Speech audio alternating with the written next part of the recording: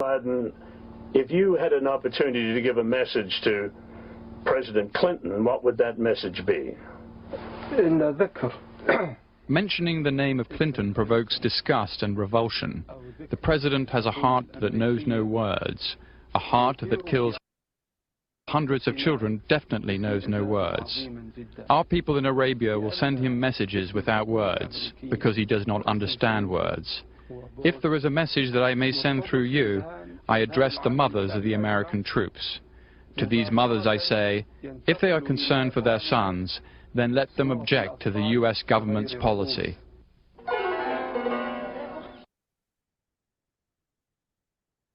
Bin Laden did not attend the United States to invade Afghanistan in 2001 and destroy the Taliban regime, but he was willing to accept the risk that it might happen.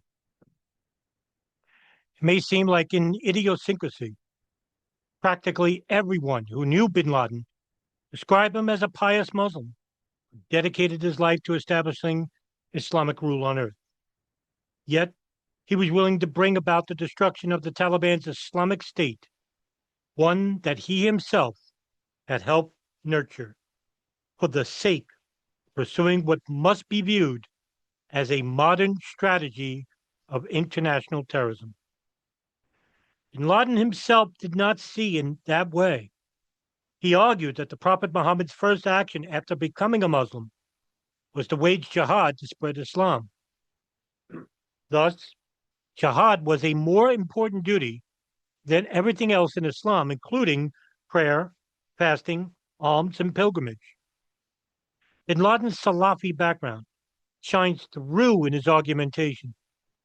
Salafis believe it is important to go back to the very fundamentals of Islam to find guidance for correct behavior.